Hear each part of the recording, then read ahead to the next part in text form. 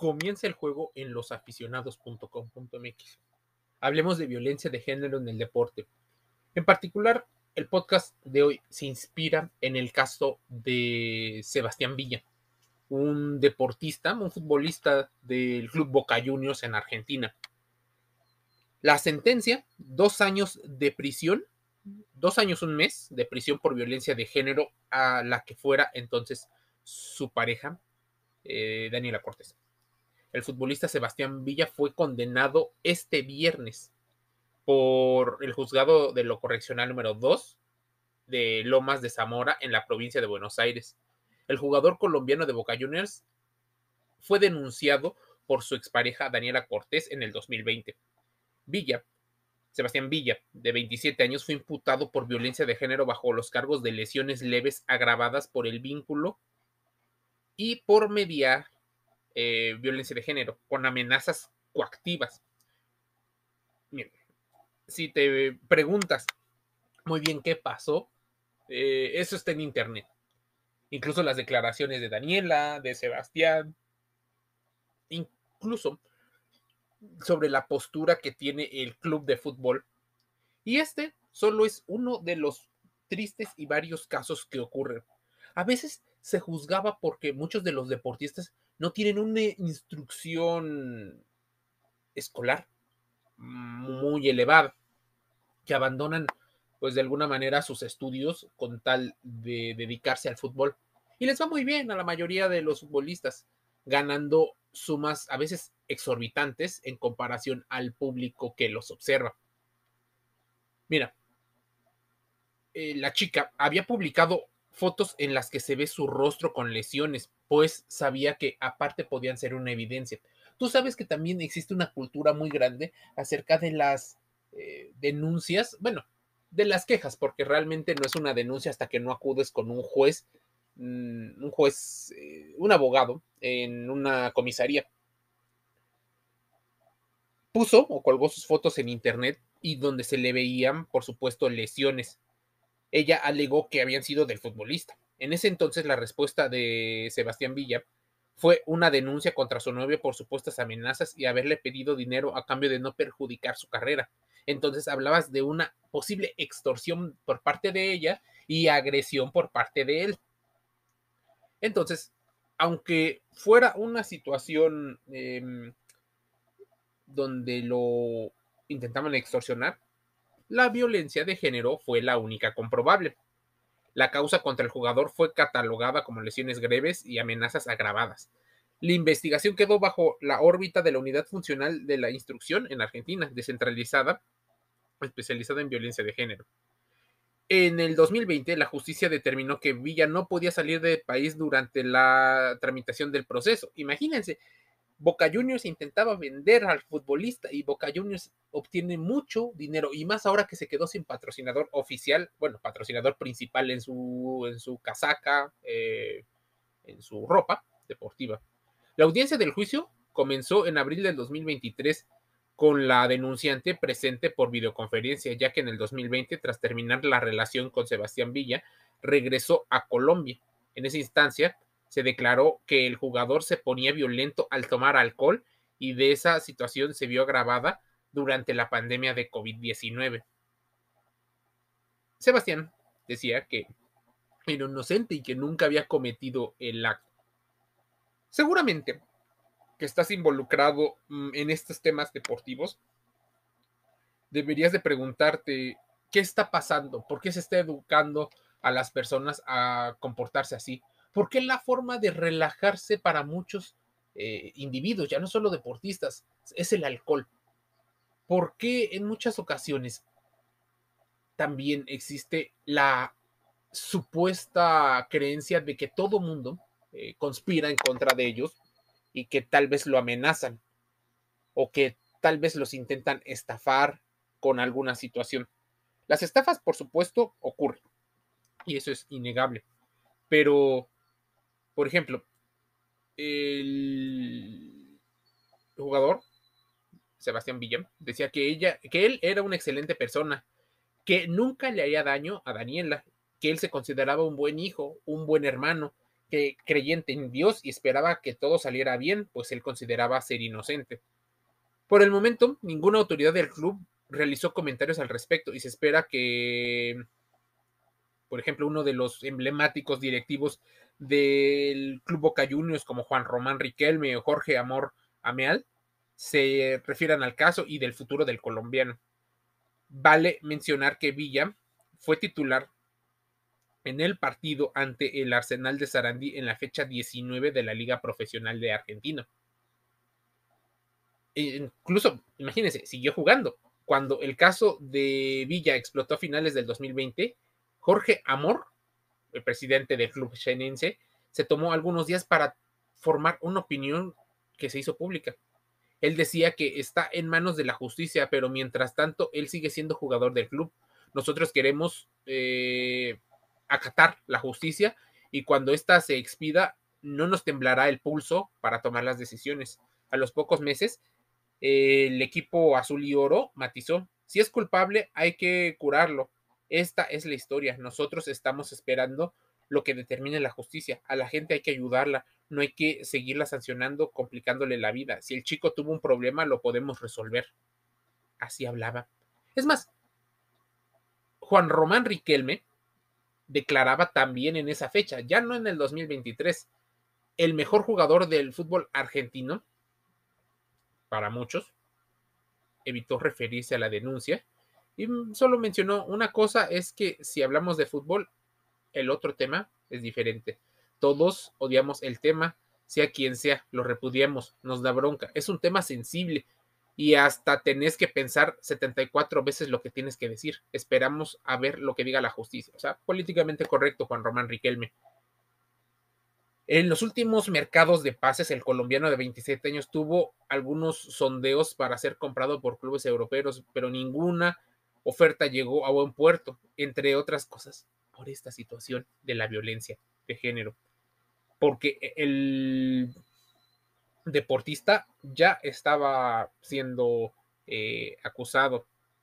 Ocurrió en el domicilio y si te has dado cuenta, incluso hasta la ONU habla sobre la violencia de género desde el deporte. Dicen que existe un día naranja. El deporte trasciende todo tipo de barreras y te lo estoy leyendo textualmente. Trasciende todo tipo de barreras promoviendo lazos comunitarios y sociales, la paz, la cohesión social, la inclusión, salud física y mental. También contribuye a derribar estereotipos de género que generan discriminación y violencia. Sin embargo, tenemos barreras cimentadas en un sistema sociocultural que todavía ponen a las mujeres y a las personas, minorías, incluso a las comunidades LGBTIQ y más, en un lugar de subordinación, sumisión y refuerza su invisibilización y discriminación en el ámbito deportivo, al igual que en el ámbito laboral en general. El Ministerio Público Fiscal, según la sociedad argentina, revela que el 90% de las víctimas de violencia sexual llegan a ser mujeres y de ellas casi el 40% son menores de edad. Esto solo para poner cierto contexto, porque falta información y muchísima. Es clave que las instituciones deportivas pasen de los enunciados a la acción, porque debe de trascender la corrección política y den ejemplo de acciones concretas. Esto tristemente no ha ocurrido debido a que muchas instituciones han privilegiado sus propios estatutos, porque a final de cuentas el deportista es un activo, es dinero en dos pies y necesitan mover ese capital. Muchas personas deciden hacer caso omiso y una afectación moral contra la sociedad por proteger sus intereses. Pero si te pones a pensar por parte del club, tendrías una opinión. Si te pones a pensar por parte de la sociedad, sería otra situación. Un club europeo tal vez no le importan los casos de violencia, pero a los aficionados, a los seguidores de ese club, a los hinchas de ese club, claro que les importa. Imagínense que Sebastián Villa, por poner un ejemplo, hubiera fichado con un equipo. ¿Qué pensarían las hinchas mujeres de ese, de su propia dirección? A ver, Otra cosa que ocurre, las brechas salariales, pero bueno, ese es tema de otra situación. Se promueven coberturas igualitarias, libres de sexismo, discriminación y violencia. Discriminar está penadísimo y visibilizar los logros de las deportistas está muy bien visto. Ahora, déjame decirte algo. La violencia de género, aunque públicamente está mal vista, algunos deportistas no lo consideran así. Lo consideran como parte de la ideología de género que los promueve como masculinos. La institución del deporte no solo establece condiciones para hombres y mujeres, sino también reproduce y genera formas específicas de convivencia. Tristemente, la asimetría de poder, la dependencia emocional, la dependencia económica, son temas del contexto y de las características que establecen condiciones de riesgo para muchas mujeres. Hay cosas que no pueden controlar.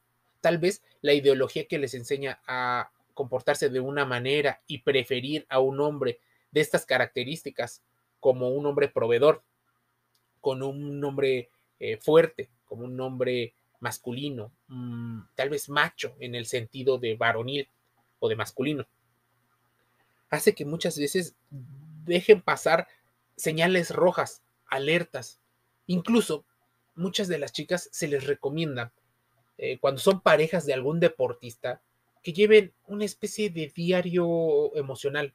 No en redes sociales, no en Twitter, no en Instagram, sino un diario que puedan de alguna manera eh, compartir en su momento a las autoridades en dado caso la violencia, porque sus relatos pueden ayudar muchísimo a esclarecer en qué momento, por qué y cuándo eh, se estableció un comportamiento y sobre todo en el tema de la violencia invisible, del maltrato psicológico o maltrato emocional, porque ese a veces no deja evidencia, pero existe, tanto de deportistas varones hacia las mujeres, de mujeres a hombres, de mujeres a mujeres y de hombres a hombres. Entonces, no es tanto de la identidad o de la preferencia, sino de las relaciones que se tienen con el poder. Muchas veces se destaca la necesidad de implementar medidas específicas para prevenir y erradicar la violencia de género. Los discursos por parte de las instituciones son muy grandes, pero en la realidad, cuando ocurren, y te voy a platicar un caso, seguramente si lo buscas en internet sabrás de qué equipo te estoy hablando. Hay un equipo donde sus divisiones inferiores hicieron, de alguna manera, se hicieron virales, porque reproducían una especie de baile, mofándose un poco de la canción del violador eres tú, un himno de colectivos feministas con respecto a la visualización de los comportamientos que tienen hombres violentos. La canción habla un poco de un sistema patriarcal en el cual muchos hombres se comportan de esa manera y se protegen en una especie de pacto. Tal vez es ese pacto por lo que muchos de los compañeros saben que su propio compañero es violento, que excede en varios comportamientos, que tal vez puede ser machista, un tanto misógino, pero aún así no denuncian.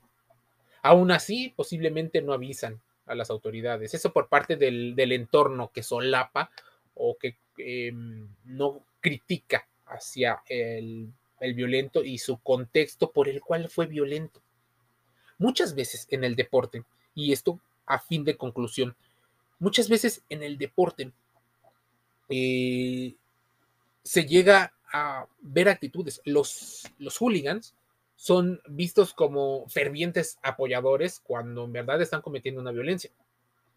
Muchos de las personas que empiezan a encararse y a generar comportamientos violentos y actitudes desadaptativas, al no tener o al ignorar las reglas y el apoyo que puede darte la psicología del deporte, se empiezan a encarar entre ellos, se empiezan a echar bronca o generar problemas porque consideran que su posición está quedando vulnerable. Y así vemos día tras día en muchos deportes cómo los deportistas se encaran eh, a, a sí mismos. Se encaran y golpean y tiran y rompen. Y eso es el principio de muchas de las cosas que estamos viendo, como en el caso del deportista en Argentina. El tema da para más, pero es parte de lo que se toma: salud, deporte, entretenimiento dentro y fuera del juego. En este caso, estamos hablando de un caso real que se debe de tomar como, eh, como un antecedente para poner leyes con respecto a la prevención y al tratamiento de la situación. Losaficionados.com.mx, dentro y fuera del juego. Te envío un saludo.